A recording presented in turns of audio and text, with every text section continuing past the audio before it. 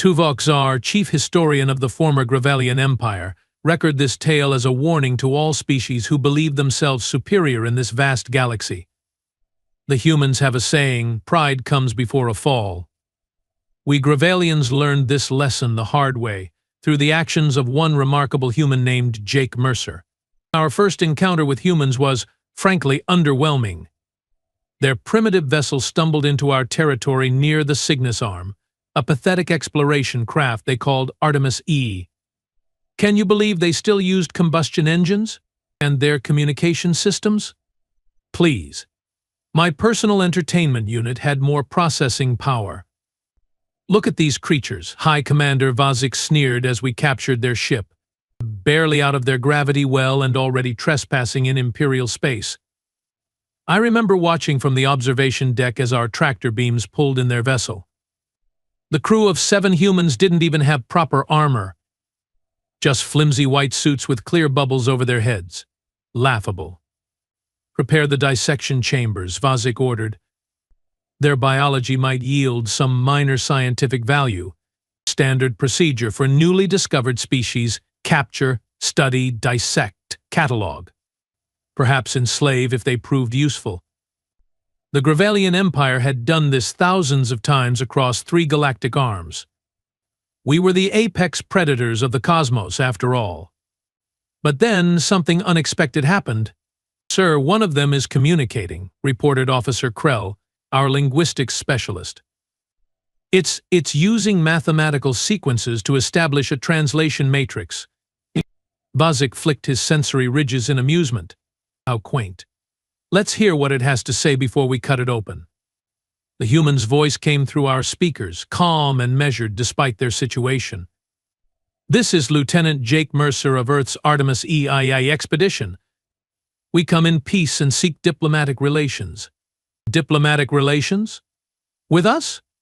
The absurdity made my feeding tentacles curl with laughter. Humans were like krill negotiating with a whale. "Tell this Jake Mercer that the Gravelian Empire doesn't negotiate with lesser species," Vazik said, bored already. "Prepare the crew for processing." We should have been more careful. Should have noticed how this Jake Mercer observed everything, how his eyes tracked our weapon systems, how he noted the guard rotations.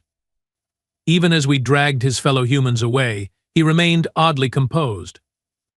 "You are making a mistake," he said, those flat teeth showing in what we later learned was a smile. "Humans don't respond well to threats." Vazik actually laughed at that. "And what will your species do? You are 20 light-years from your homeworld, which still burns fossil fuels. Your most advanced weapons are nuclear fission bombs. We crack moons for mining operations." Jake Mercer didn't respond, but there was something in his expression, a confidence that made no logical sense given his circumstances. The processing was quick. 6 humans were efficiently dispatched to various research departments, some for biological study, others for psychological evaluation. But Jake Mercer? High Commander Vazik had special plans for him. "This one spoke for the others," Vazik said. "Put him in the diplomatic prisoner wing. I'm curious how long his species can survive under interrogation." I remember thinking it was a waste of a perfectly good containment cell. After all, humans were just another insignificant species in a galaxy teeming with life. We'd already catalogued over 10,000 sentient species, most of them now serving the Empire in some capacity. What could possibly make this one different? Oh, how wrong we were. How catastrophically, monumentally wrong. As the guards dragged Jake Mercer away, he turned to look directly at Vazik. "We will meet again," he said, with that same inexplicable confidence. Vazik just flicked his sensory ridges dismissively. "No, little human. You will die here, forgotten by your primitive species, who will never even know what happened to their lost explorers." Jake Mercer's response haunts me to this day. "Then I will just have to remind you what it means to be human." None of us understood the threat contained in those words. None of us could possibly have predicted what one human prisoner would eventually cost the mighty Gravelian Empire. If there's one thing Gravelians pride themselves on besides our technological superiority, military might, and galactic dominance, it's our prison systems. specifically, our ability to break any species. It's practically an art form. We have refined techniques that can reduce a Krivlax war chief to a babbling mess in days, despite their famous pain resistance. Dramuvian telepaths? Please. We have psychic dampening fields that make them forget their own names. So you can imagine our collective confusion when, 3 months into his captivity, Jake Mercer was still, well, Jake Mercer. He's doing what? Vazik demanded during the weekly prisoner assessment. Prison overseer Gorvin shifted uncomfortably. Exercise, sir. A routine he calls burpees. It seems to involve a lot of purposeful falling and getting back up, in a cell designed to induce hopelessness and sensory deprivation. Yes, sir. He's also been singing. The surveillance footage showed Jake in his cell, a 10 by 10 cube of polished black metal with no visible seams, no light source, and gravity that randomly increased to 3 times his planet's normal pull. He should have been a broken husk. Instead, he was doing these ridiculous movements while belting out something called Eye of the Tiger. Have we been giving him too much oxygen? Vazik wondered aloud. Perhaps his brain is malfunctioning from environmental factors. No, sir, Gorvin replied. His vitals are perfectly normal. For a human. What about the interrogation sessions? Gorvin's secondary breathing vents flattened in embarrassment. He's been asking questions about us, sir. Questions? About Gravalian culture, biology, political structures. When Interrogator Liss applies the neural stimulators, he seems to enter a trance state where pain becomes interesting to him rather than debilitating. I stepped forward then, my historian's curiosity piqued. Commander, if I may? This behavior matches nothing in our xenopsychology database. Perhaps we should. Increase the intensity, Vazik interrupted. Double the gravity fluctuations. Remove all nutrients, except the bare minimum to keep him alive. Gorvin hesitated. Sir, we have already tried. Then try harder. No primitive mammal makes a mockery of imperial protocols. But Jake Mercer continued to defy expectations. When they increased the gravity, he adapted his exercises. When they removed nutrients, he entered some kind of meditative state that slowed his metabolism. When they pumped hallucinogenic gas into his cell, he described the visions in such detail that the psych evaluation team requested copies for their research. 4 months in, Jake started talking to the walls. Good morning, surveillance team. Hope you are having a fantastic day watching me do absolutely nothing interesting. Quick question, do Gravalians celebrate birthdays? Because mine's coming up. I will be turning 34 in Earth years, which is, let me think, about 41.3 in your measurement system. The guard started taking longer routes to avoid passing his cell. 6 months in, he began precisely predicting the guard rotation schedules and greeting each guard by names he couldn't possibly have known. Hello, Officer Draz. How's that third offspring of yours? Must be reaching molt stage soon, right? Oh, and please tell Officer Kelvin that the clicking sound in her breathing apparatus needs attention. Sounds like a worn filter gasket.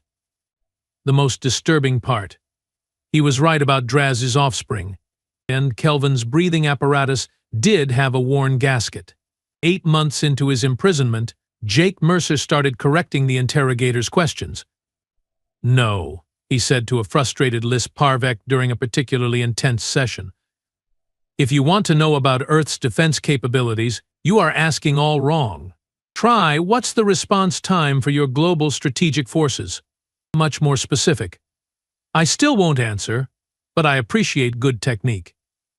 Then he had the audacity to smile, that strange baring of flat teeth that humans do while connected to nerve inducers designed to stimulate every pain receptor simultaneously. I remember reviewing the footage and thinking, what is this creature?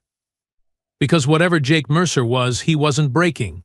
If anything, he seemed to be getting stronger. By the 1-year mark, Vazik was obsessed.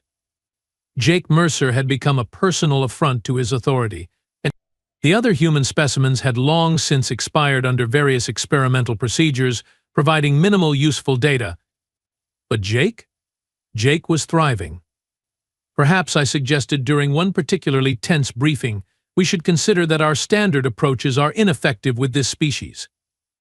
Vazik's feeding tentacles coiled in anger. Are you suggesting we cannot break one puny human? I'm suggesting, I said carefully, that we may be dealing with an outlier, either an exceptional individual or an indication that humans as a species have unusual psychological resilience. Nonsense, Vazik hissed. No species resists the Empire. We will break him, catalog his species as a footnote in our databases, and move on. But as Jake Mercer entered his second year of captivity, still doing his burpees and cracking jokes about our anatomy, I began to wonder if perhaps the Empire had finally met its match. Commander Lisparvek was not what you'd call a rule breaker.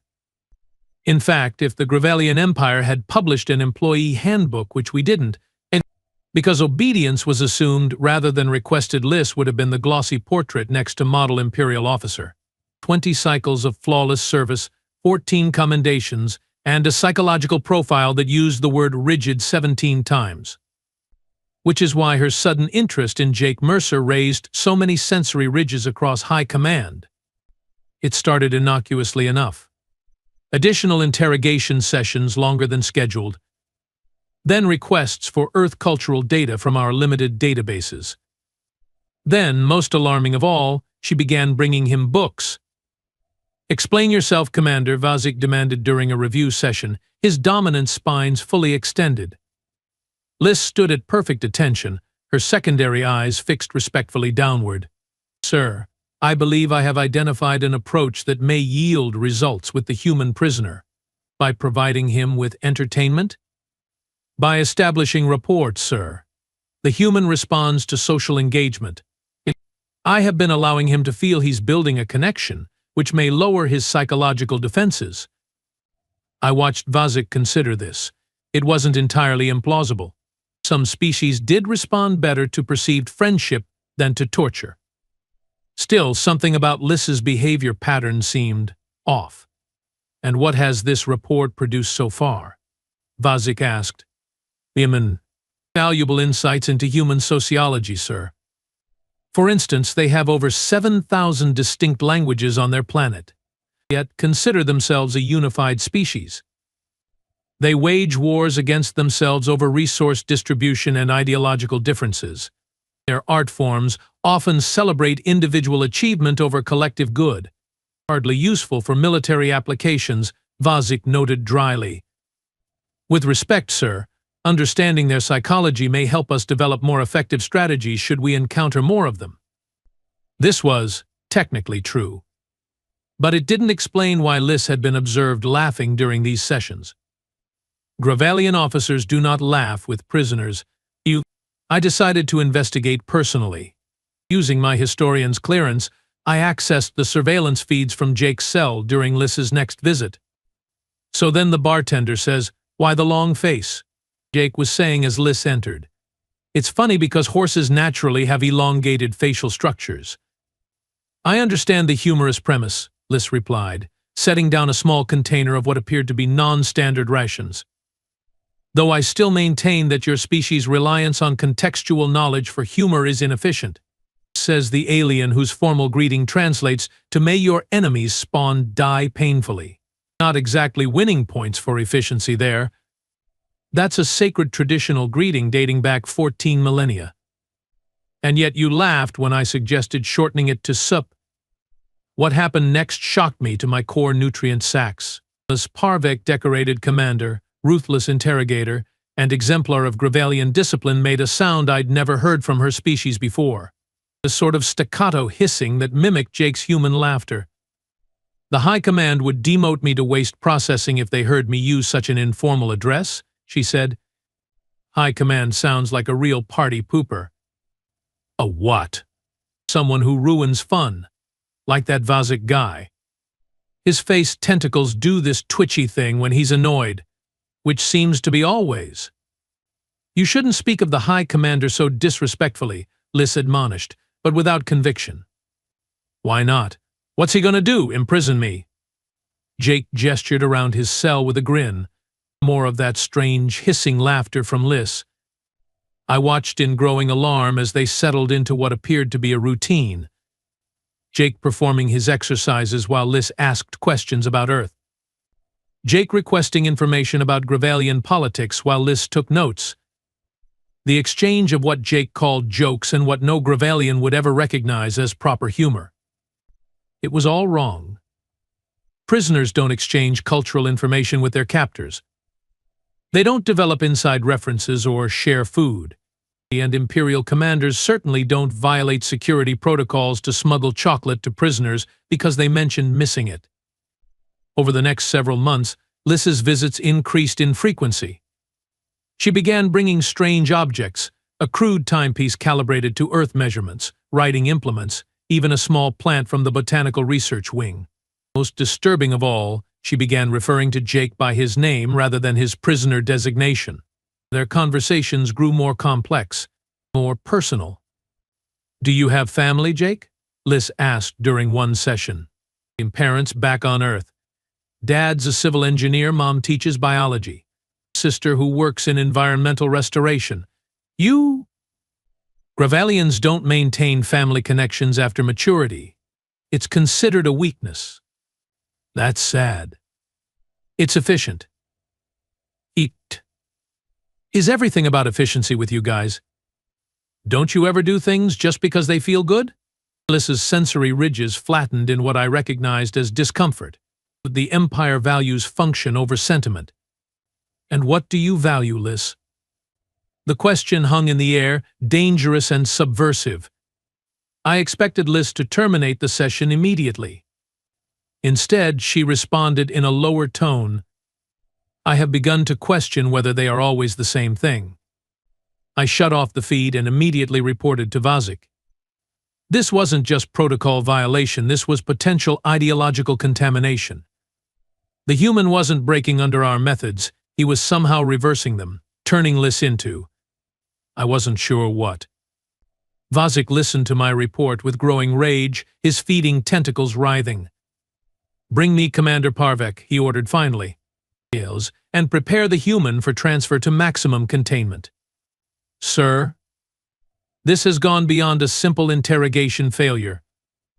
The human has demonstrated an ability to influence our personnel. That makes him a security risk of the highest order. I wanted to feel relieved that action was finally being taken. Instead, I felt a strange unease. In 300 cycles as Imperial historian, I'd documented countless species' first contact with the Empire. None had ever managed to turn an interrogator. None had survived captivity with their personality intact, much less managed to exert influence on their captors. As I left Vazik's chambers, an unsettling thought occurred to me.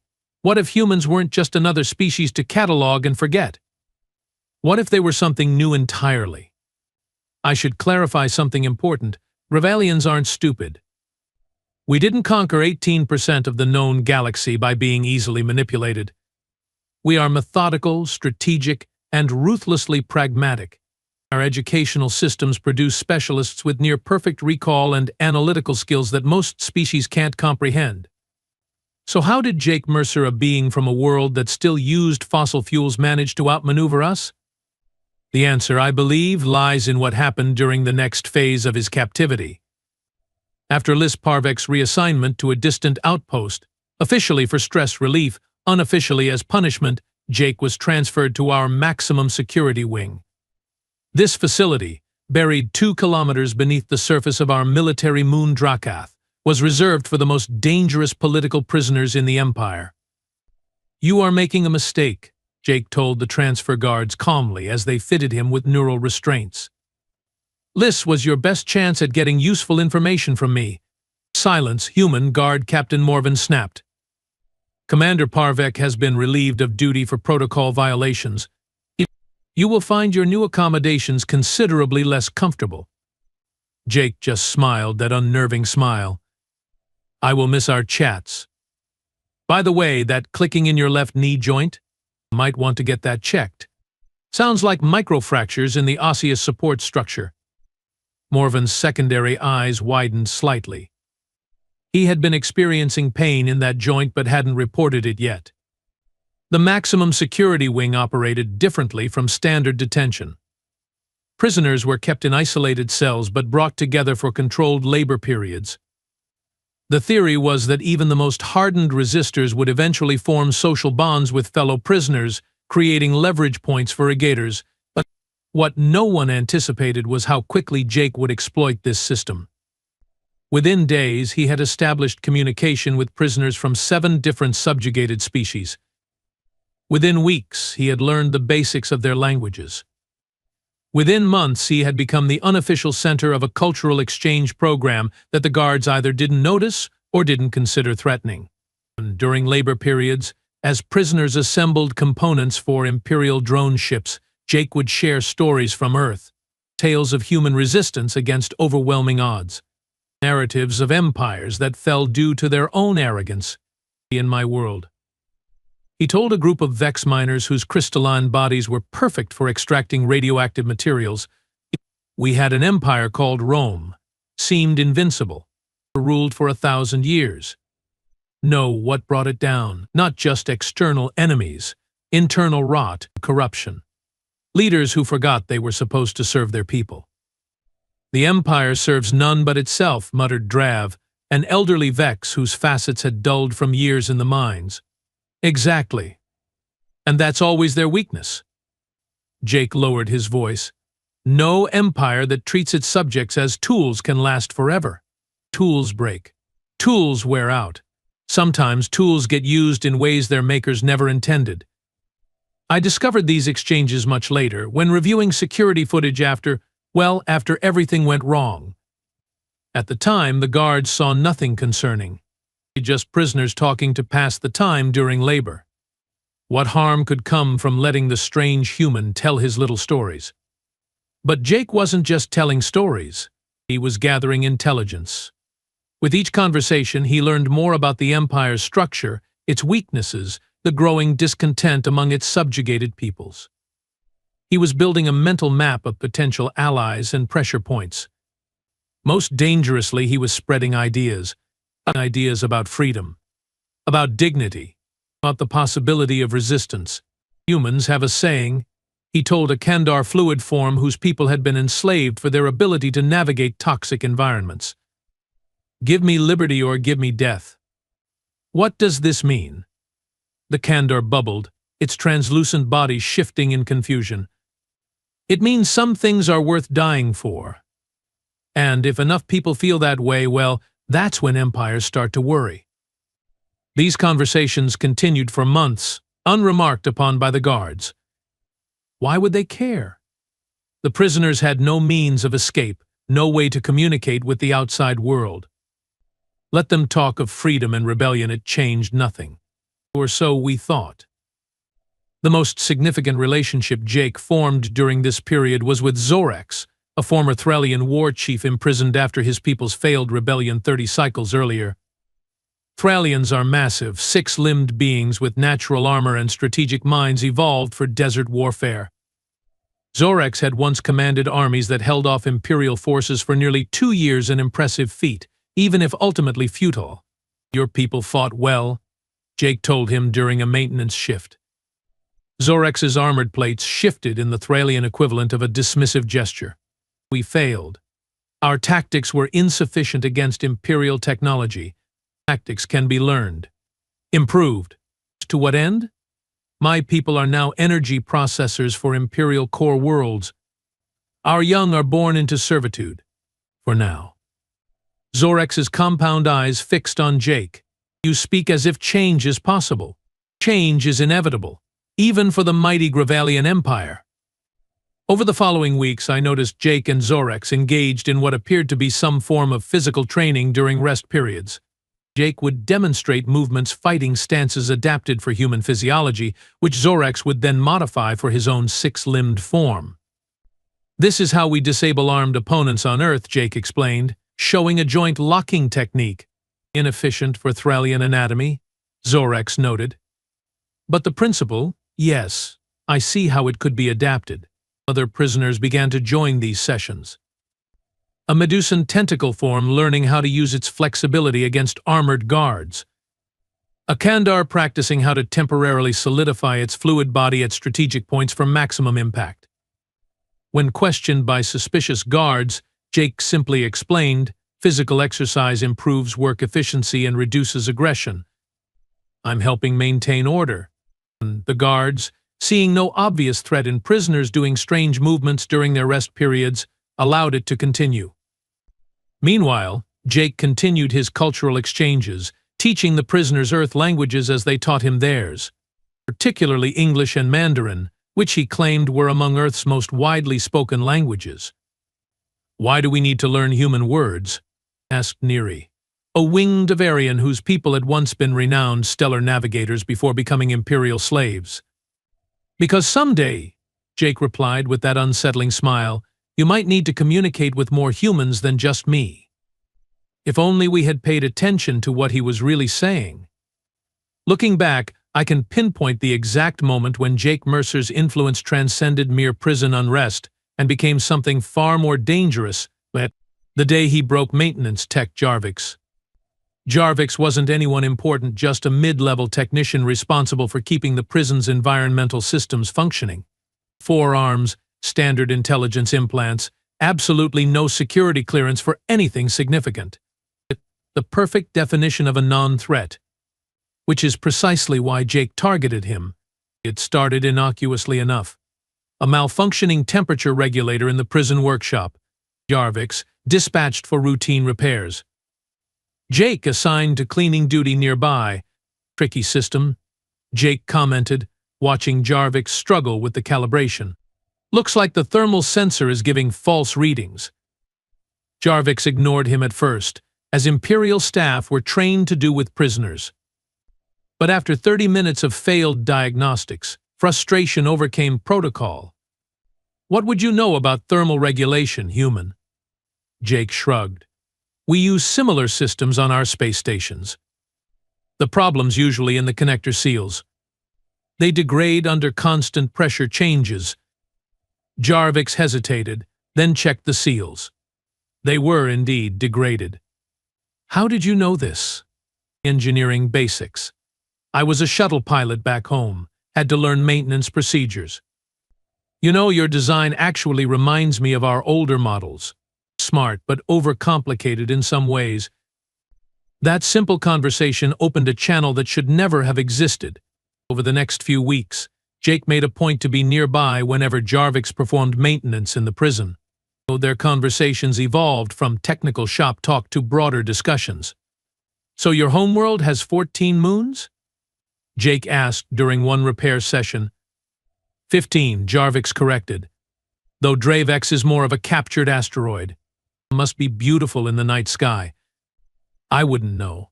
I was born on an Imperial processing station. Most maintenance castes are." "You have never seen your own homeworld?" "Why would I need to? I serve the Empire where assigned." Jake was quiet for a moment. "On Earth, people can generally live where they choose, travel if they want to. Inefficient. The Empire places personnel where their skills are most needed. And who decides what you need?" Such a simple question. Such a dangerous one. I found records of their conversations in Jarvix's subsequent interrogation files.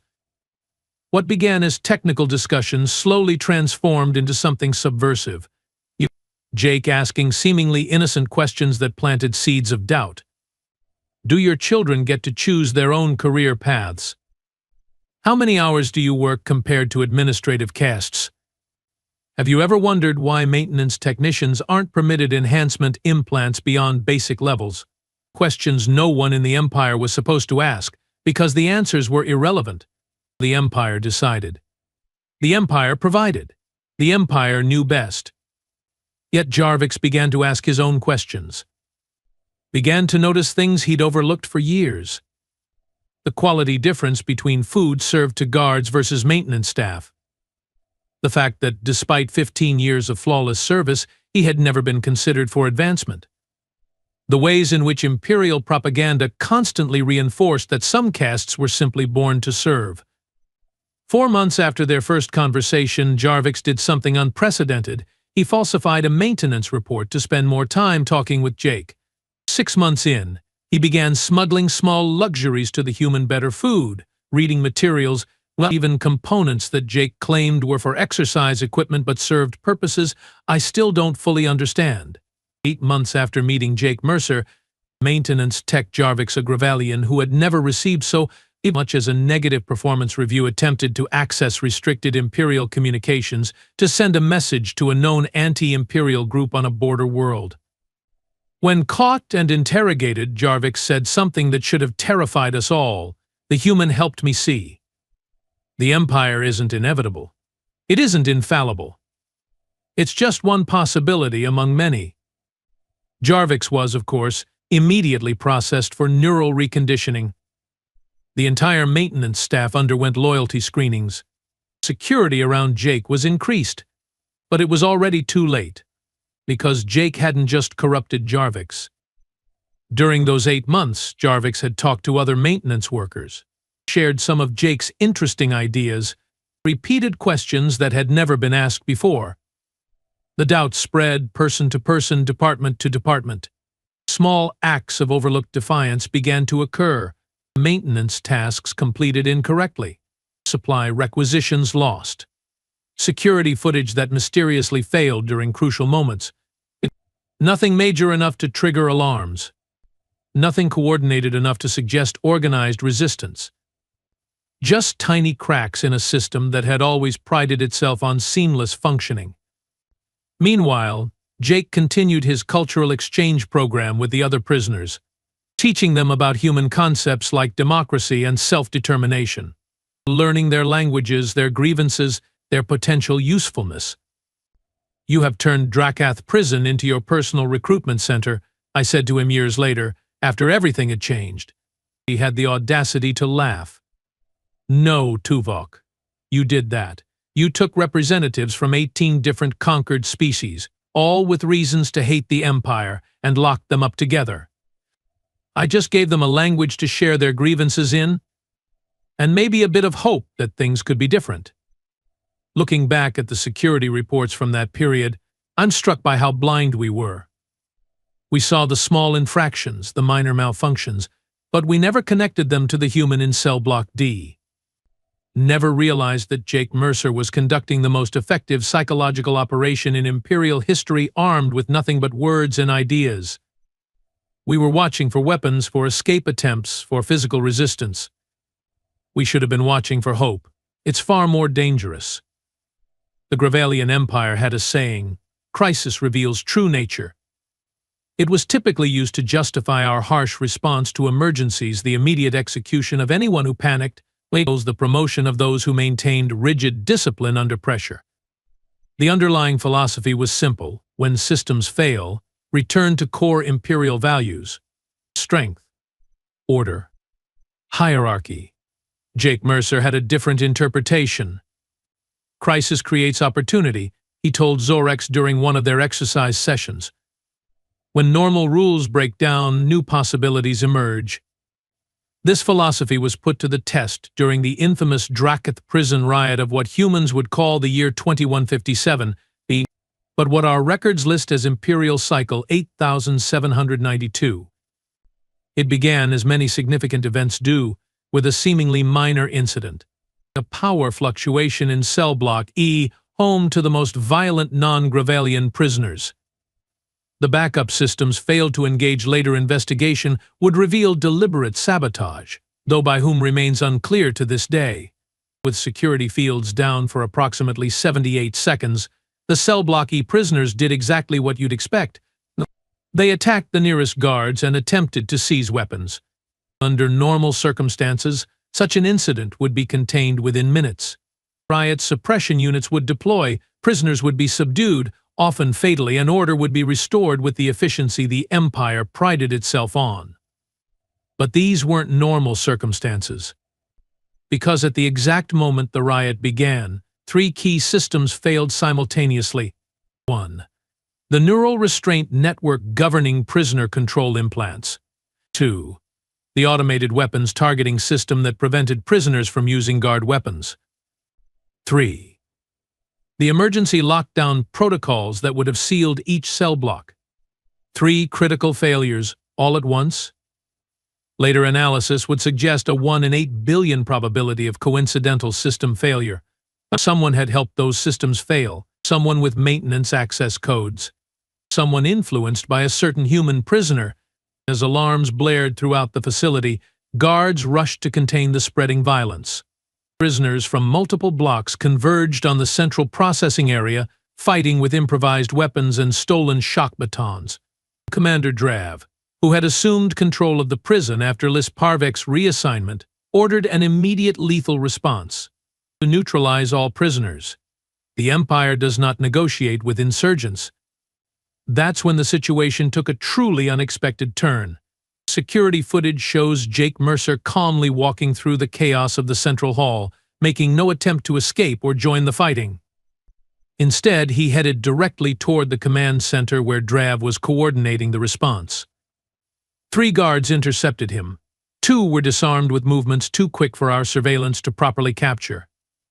The 3rd recognized Jake and actually hesitated, another unprecedented breach of protocol. "Stand aside, Officer Kelvin," Jake said. "I'm here to help." And remarkably, she did stand aside. Jake entered the command center just as a group of Thralian prisoners broke through the secondary barricade. Commander Drav, weapon drawn, was prepared to make his final stand for the Empire. What happened next changed everything. As the Thralians charged, Jake stepped between them and Drav. "Stop!"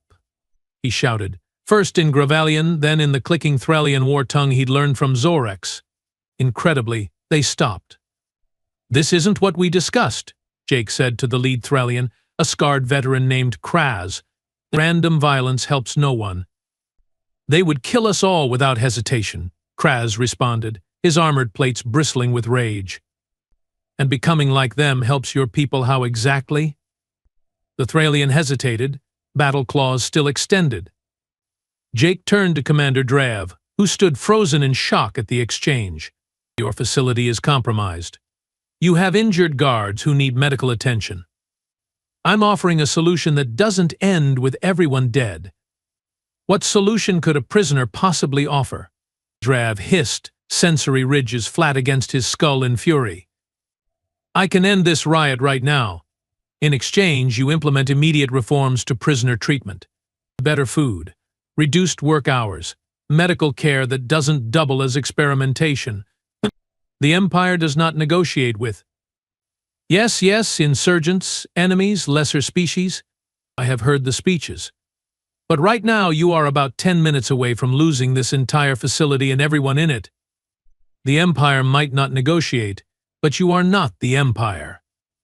You are just one commander facing a choice, flexibility or death. I have studied that moment extensively in the years since. Watched the security footage hundreds of times. Drav's expression as he calculated his options. The way Jake stood perfectly balanced between opposing forces, belonging to neither. "You have no authority to make such demands," Drav said finally, but his tone had shifted. "I have exactly as much authority as those behind me are willing to grant," Jake replied, gesturing to the Thralian warriors. "Right now, that's considerable." What followed was unprecedented in Imperial history, a negotiation between a prison commander and a coalition of prisoners mediated by a human who should have had no influence whatsoever. The terms were straightforward. Prisoners would return to their cells peacefully. Injured guards would receive immediate medical attention. No punitive measures would be taken against riot participants. A list of basic welfare improvements would be implemented. "And why should I trust that you will fulfill your side?" Drav demanded. Jake smiled that unsettling human smile. "Because I will stay right here with you while they return to their cells. If you break faith, they can always start again. And next time I might not feel so diplomatic." The riot ended within the hour. Not a single additional casualty. Prisoners returned to their cells in orderly fashion. Even stolen weapons were returned, though I suspect Jake ensured some remained hidden. In the aftermath, something fundamental had changed. The prisoners now looked to Jake Mercer, not just as a curiosity, but as a leader. The guards, seeing him voluntarily return to custody after having a clear path to escape, viewed him with confused respect. Most significantly, Commander Drav kept his word. The negotiated improvements were implemented, not out of imperial benevolence, but because he recognized the alternative was worse. "You should have been executed for inciting that riot," I told Jake years later. "I didn't incite anything," he replied with that infuriating grin. I stopped it. "Your records confirm that, after your associates started it." "Prove it." I couldn't, of course. That was Jake's genius. Nothing could be directly traced to him. Only the outcomes that invariably served his long-term goals.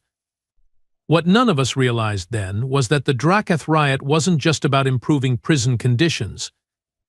It was Jake's proof of concept, a demonstration to both prisoners and certain sympathetic Gravalians that cooperation between species was possible, that the Empire could be forced to compromise, that resistance, properly organized, might actually work. For all our technological advancement, for all our military might and galactic dominance, we Gravalians have one critical weakness. We believe our own propaganda. Specifically, we believe that other species are inherently inferior not just in development or achievement, but in fundamental capacity. This blind spot proved catastrophic when dealing with Jake Mercer. The official report on Jake's escape from Drakath prison runs to 342 pages. It details system failures, personnel errors, security breaches, and procedural violations. What it fails to capture is the sheer audacity of the plan, a plan years in the making, involving dozens of unwitting accomplices and an understanding of imperial psychology so precise it's almost admirable. It began, appropriately enough, with Jake surrendering. 3 weeks after the riot, he approached Commander Drav with a proposal.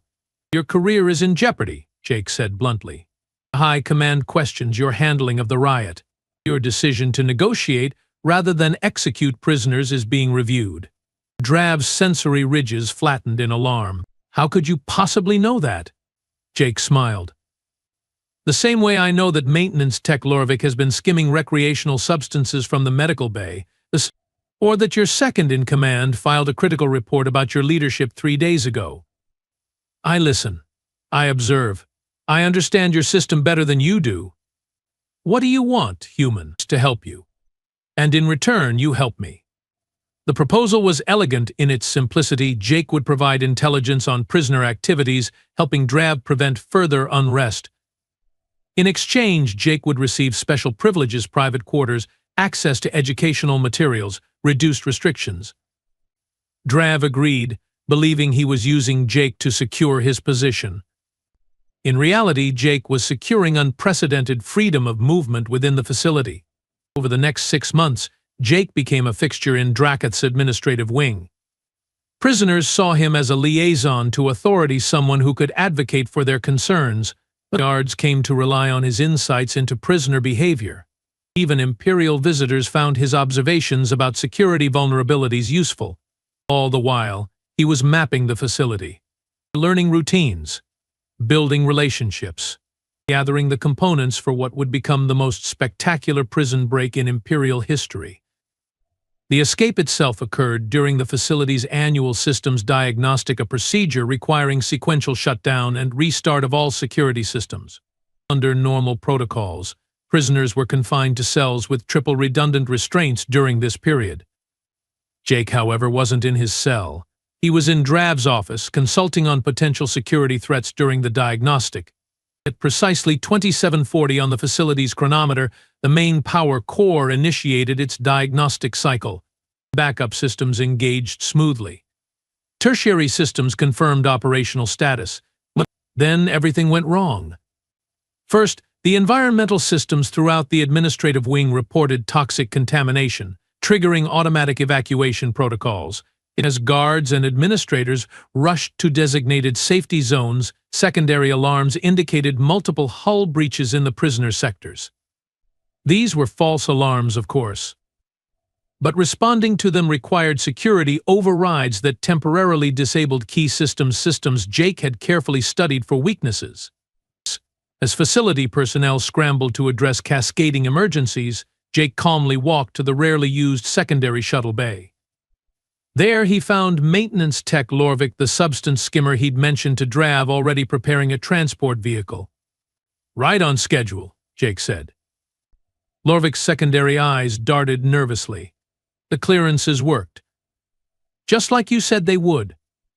The Empire rewards efficiency, but rarely notices its most essential workers.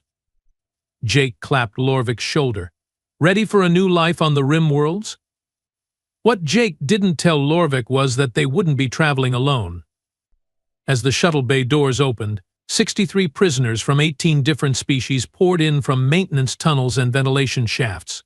Among them Zorex, the Thralian war chief, Neri the Avarian navigator, and representatives from every major subjugated species in the sector.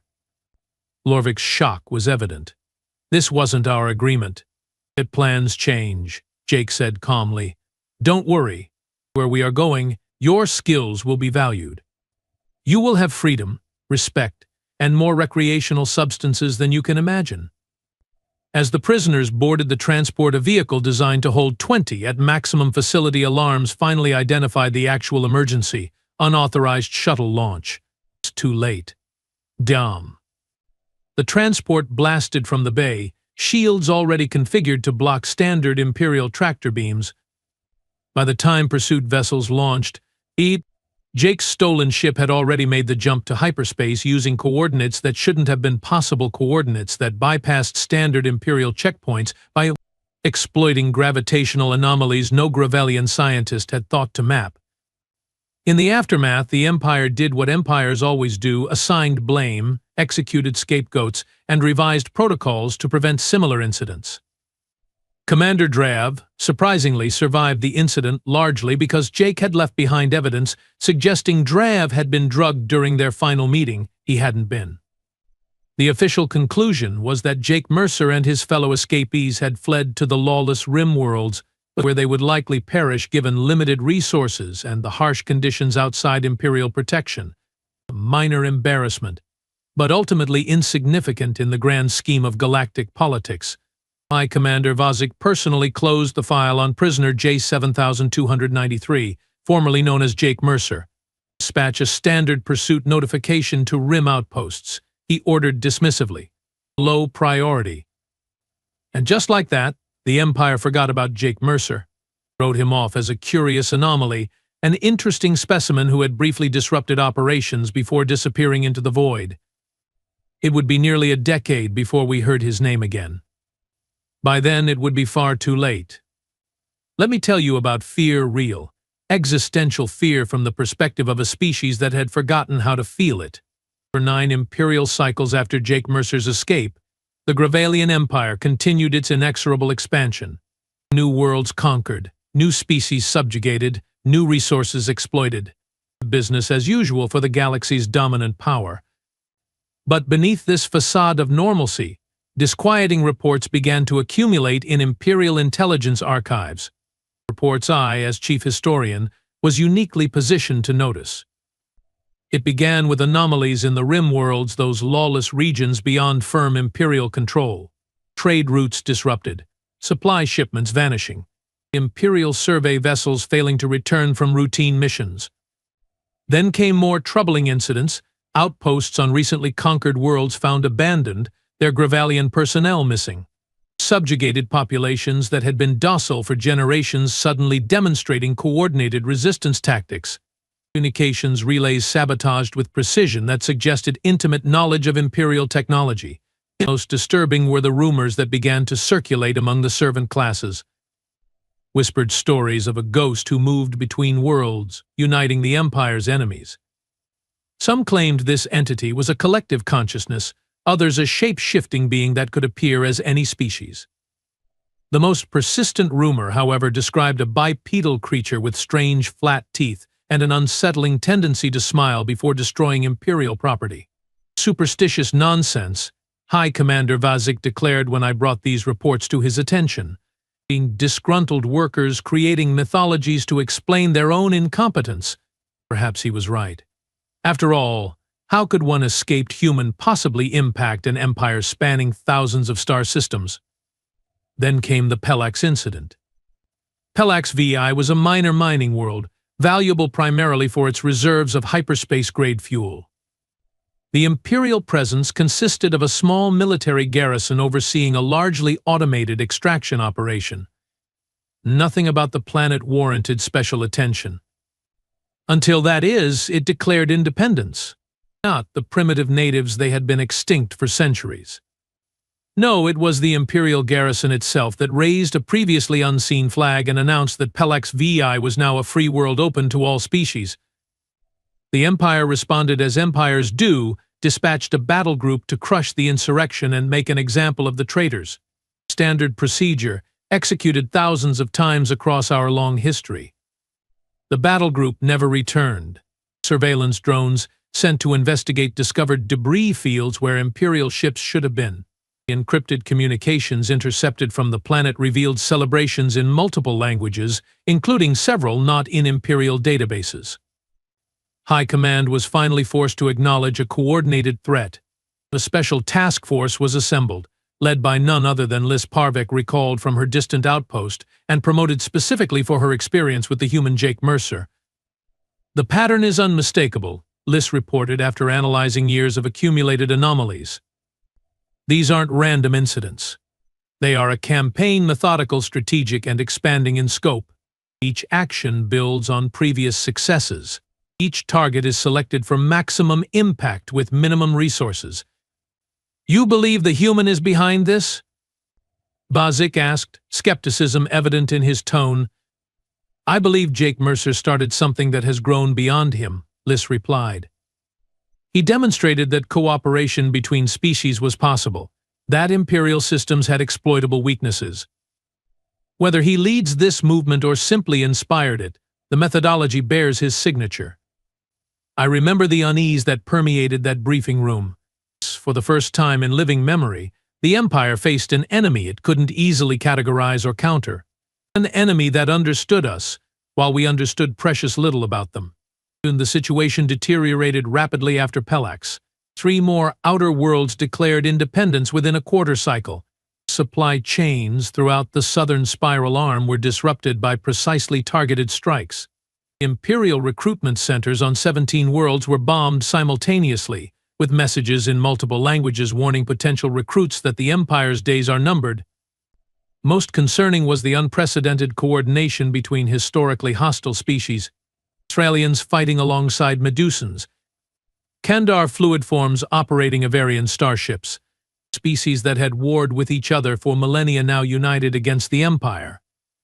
In desperation, High Command authorized a propaganda campaign acknowledging what they called the multi-species terrorist organization and offering substantial rewards for information leading to the capture of its leadership. The response came in the form of a transmission broadcast on all Imperial frequencies, a security breach previously thought impossible. The message was simple, delivered in perfect Gravalian by a voice I immediately recognized.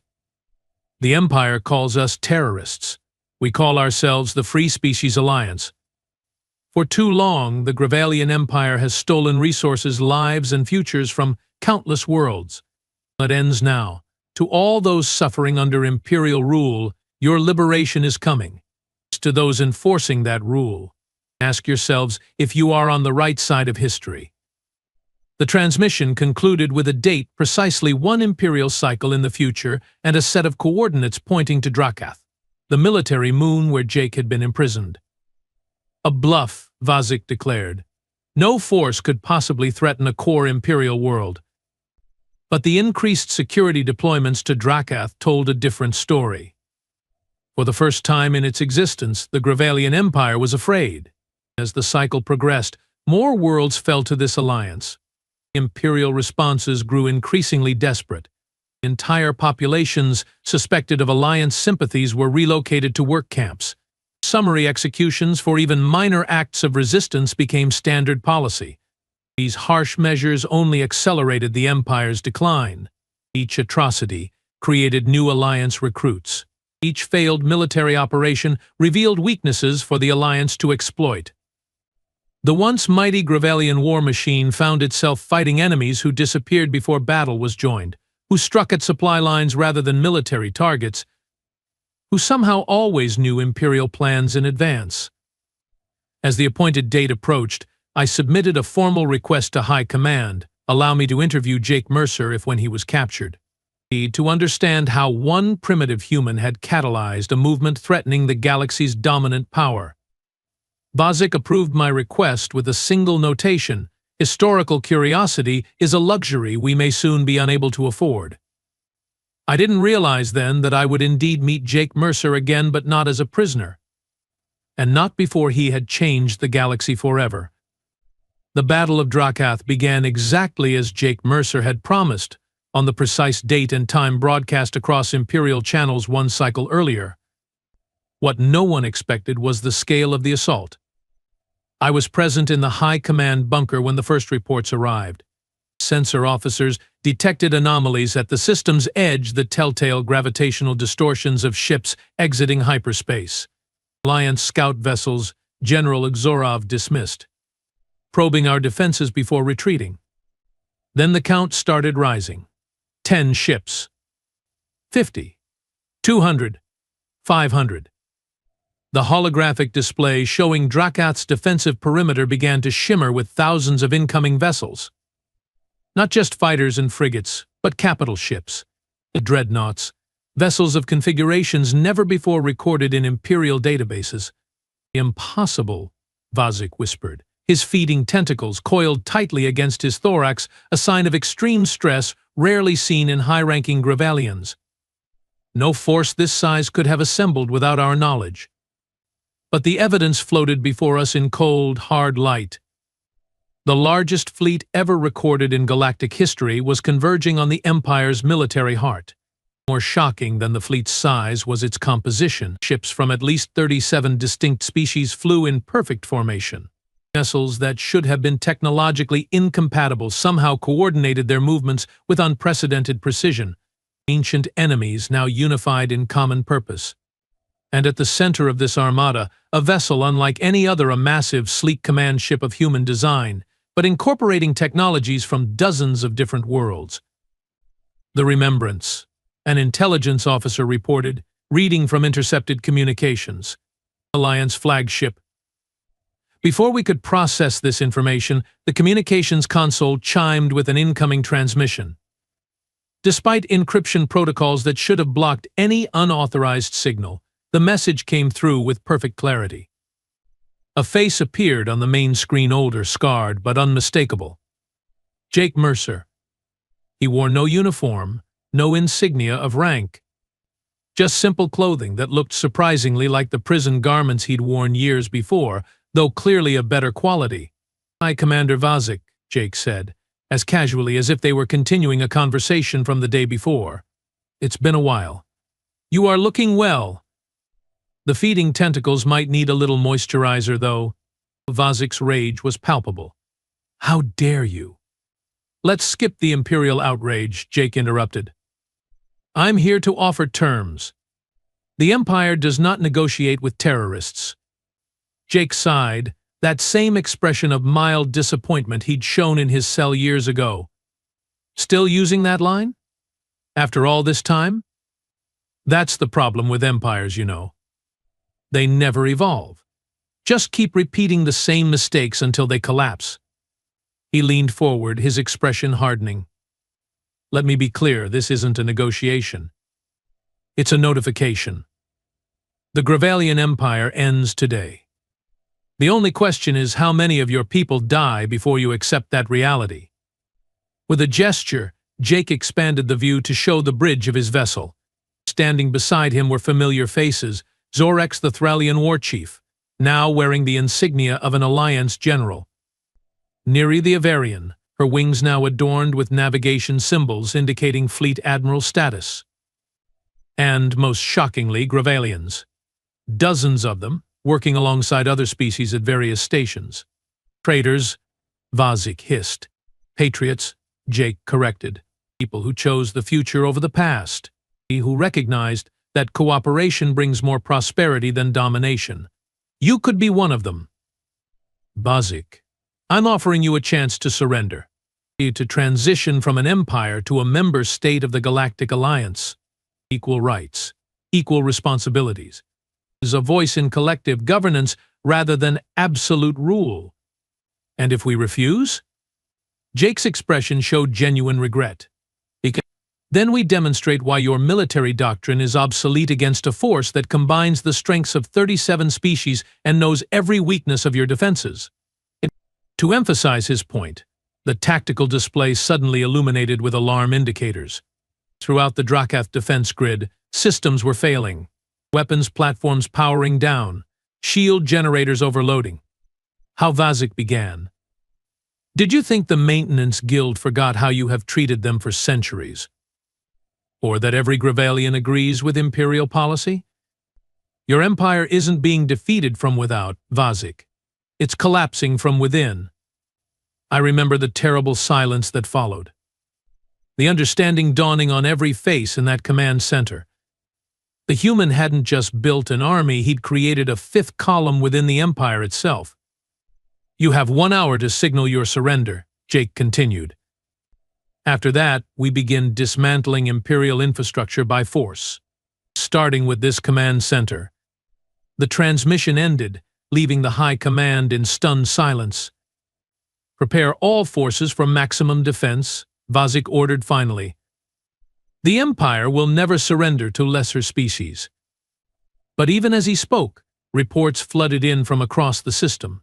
Imperial vessels changing course to join the Alliance fleet. The defense platforms turning their weapons on Imperial positions. Ground forces laying down arms or, worse, turning against their commanders. The empire that had stood for 18,000 years was unraveling in real time. 1 hour later, exactly as promised, the Alliance fleet began its assault. What followed wasn't so much a battle as a systematic deconstruction. Alliance forces targeted command structures, weapons platforms, and communications arrays with surgical precision, while largely avoiding residential areas and life support systems. They knew exactly where to strike, how to strike, and in what sequence.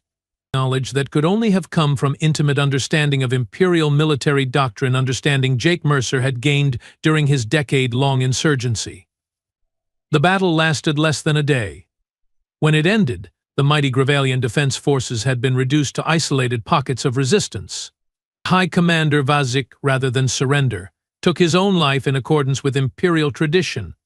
And Jake Mercer, once prisoner J7293, walked into the High Command bunker not as a captive, but as the architect of the Empire's downfall. I will never forget the sight of Jake Mercer walking through the halls of Imperial High Command, a place where no non-Gravalian had ever set foot, flanked by representatives of a species we had subjugated for generations. The power dynamic that had defined galactic politics for 18 millennia had been inverted in a single day. Jake himself looked almost disappointingly ordinary. No elaborate uniform or weaponry, no visible cybernetic enhancements. Just a human in simple clothing, with a few more scars and gray hairs than when I'd last seen him. Historian Tuvok Zar, he said, stopping before me while his companions secured the command center. I hoped you'd be here. To witness our humiliation? I asked bitterly. To record what happens next, he corrected. The transition from Empire to equal member of the galactic community. It's an unprecedented historical moment. Around us, Alliance forces were carefully dismantling Imperial systems, not destroying them, but reconfiguring. Technicians from a dozen species worked side by side, sometimes directing Gravalian staff who had surrendered. This isn't an occupation, Jake explained, seeing my confusion. We are not replacing one empire with another, but we are establishing something new, a cooperative governance model where each species contributes according to their strengths. And what role do you envision for Gravalians in this new order?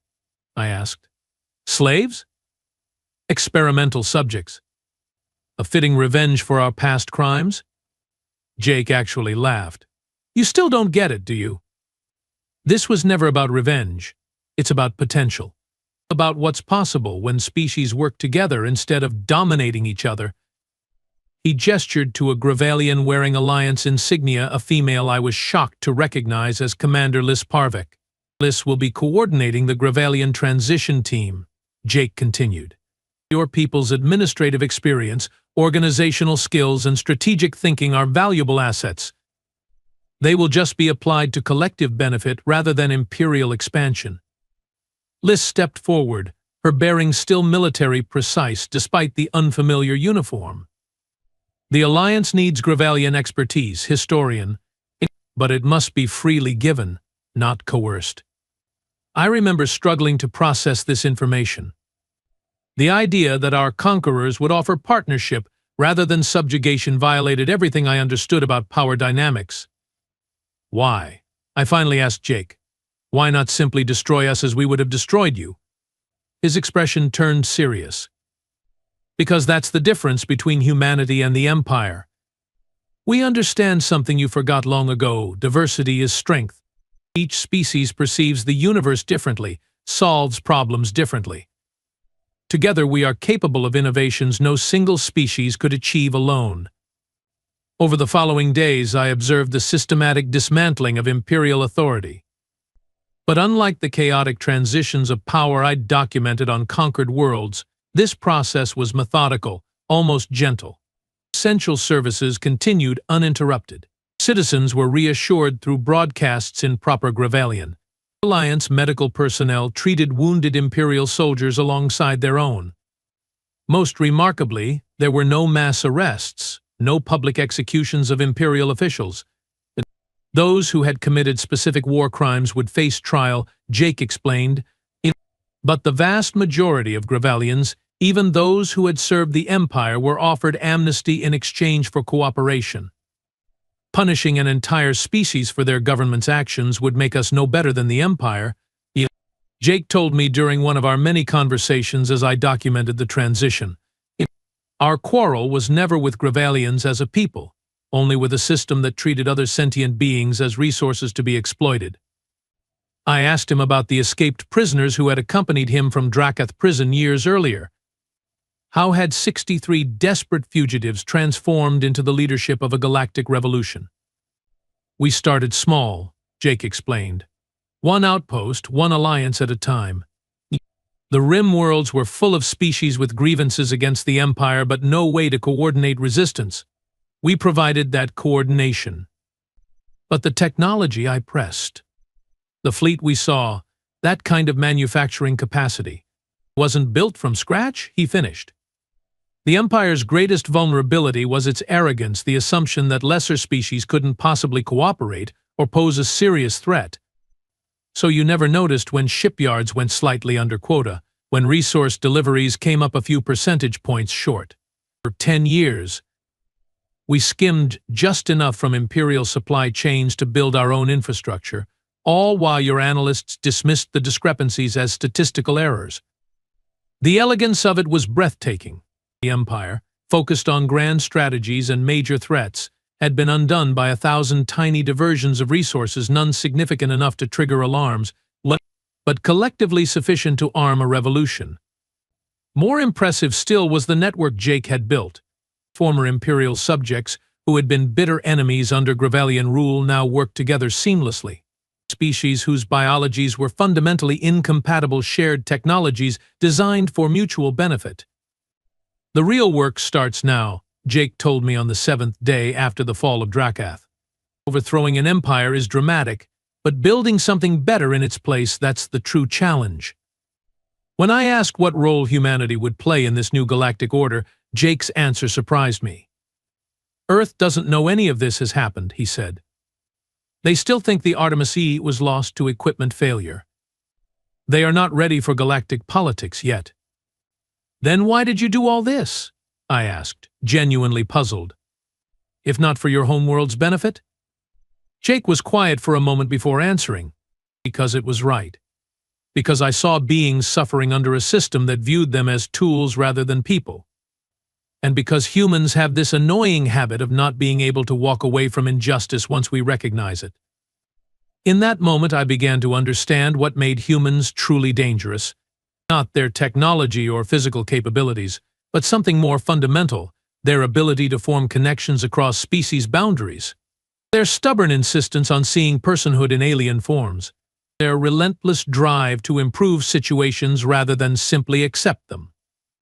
The Gravalian Empire had conquered countless worlds, subjugated innumerable species, dominated the galaxy for 18 millennia, and it had been brought down by a single human who refused to know his place. The formal surrender of the Gravalian Empire occurred on the 40th day after the Battle of Drakath, in the Grand Assembly Hall where, for millennia, UI commanders had announced conquests and proclaimed imperial doctrine. Now that same hall hosted representatives from 37 formerly subjugated species gathered to witness the end of an era. I attended in my capacity as historian, though my role had expanded considerably under Alliance oversight. No longer merely recording imperial triumphs, I was now documenting the birth of a new galactic order, one founded on principles that would have been considered treasonous just months earlier. The ceremony was almost complete when the unexpected occurred. The elite imperial forces, a legion we had believed destroyed during the initial assault, burst into the chamber, weapons drawn. Their commander, General Krovax, Vazik's most fanatical supporter, had apparently been in hiding, gathering loyalists for one final, desperate action. Death to traitors. Krovax bellowed as his troops surrounded the central podium, where Jake Mercer and the interim Gravalian representative, Lis Parvek, were finalizing the surrender documents. In an instant, the peaceful ceremony transformed into a hostage situation.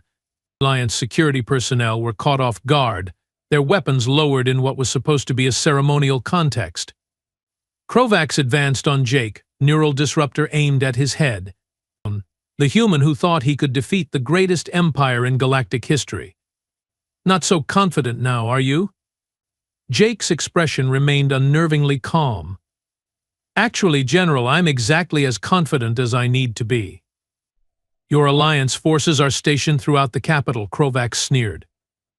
But they can't breach this hall without risking your life and the lives of your precious allies. By the time they organize a response, I will have executed every traitor here and escaped with loyal Imperial forces to continue our resistance. It was a sound strategy. The Assembly Hall's defensive systems, originally designed to protect Imperial leadership from assassination, now served to trap everyone inside with Krovax's fanatics. There's just one problem with your plan, Jake said conversationally, as if discussing a minor scheduling issue rather than his imminent execution. And what's that, human? You assume I came here without considering this exact scenario. What happened next occurred so quickly that even surveillance recordings struggle to capture the sequence of events clearly. Jake made a subtle hand gesture so slight it might have been a nervous twitch. Instantly, 3 of Krovax's own soldiers turned their weapons on their fellow Imperials. Panels in the ornate ceiling slid open, revealing Thralian warriors who had been hidden in maintenance ducts. The ceremonial guards flanking the entrance, who had appeared to surrender, suddenly produced weapons from hidden compartments in their ceremonial armor. Within seconds, Krovax's forces were surrounded, caught in a trap within their own trap.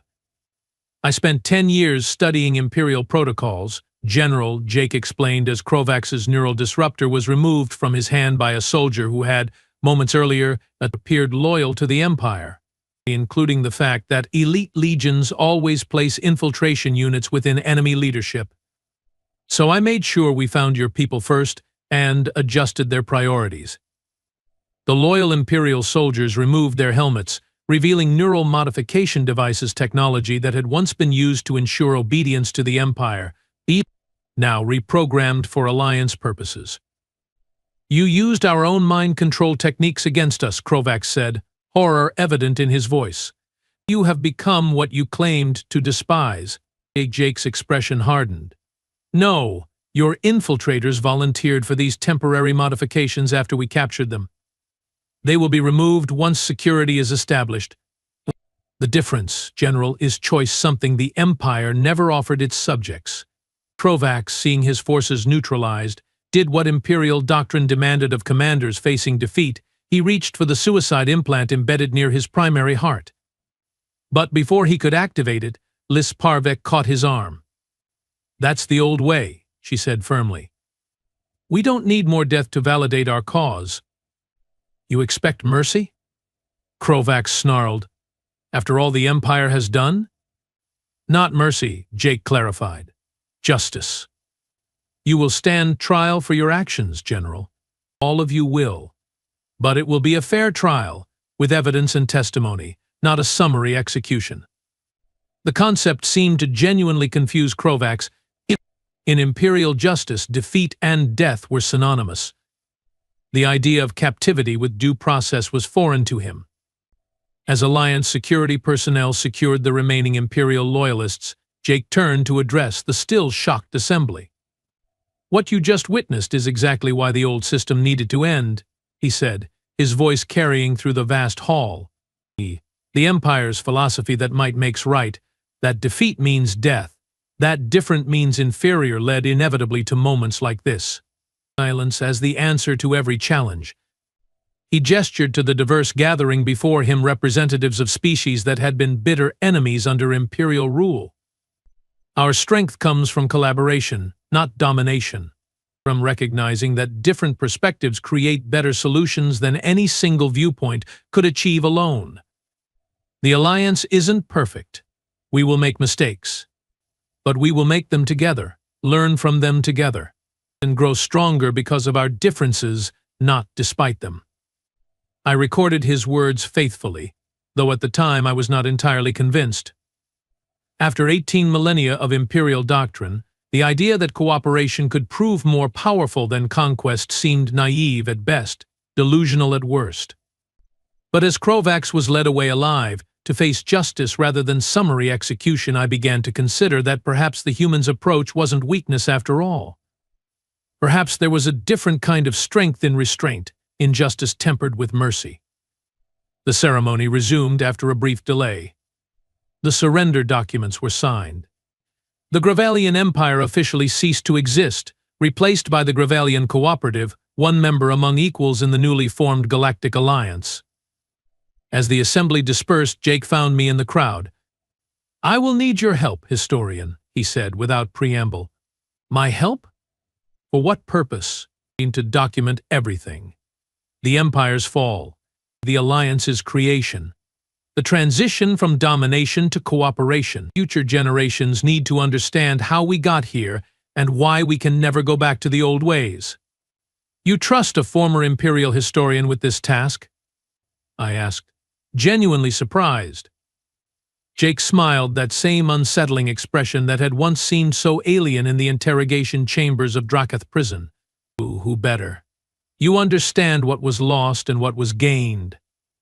Your perspective is essential to the complete story. As he turned to leave, I asked the question that had been haunting me since his return. Why didn't you kill us all? After what we did to your crew, to countless species, you had the power to eradicate Gravalians from the galaxy. Many of your allies would have supported such action. Why show restraint? Jake paused, considering his answer carefully. Because extermination would have proven that the Empire was right, that different species can't coexist as equals. And I refuse to let that be the lesson of this revolution. With those words, he departed, leaving me to contemplate a new galactic order founded on principles the Empire had spent millennia dismissing as weakness. A system where diversity was strength, cooperation outperformed conquest, and even former enemies could find common purpose. It seemed impossible. Yet the evidence surrounded me, 37 species working together to build something unprecedented in galactic history. All because one human prisoner refused to break.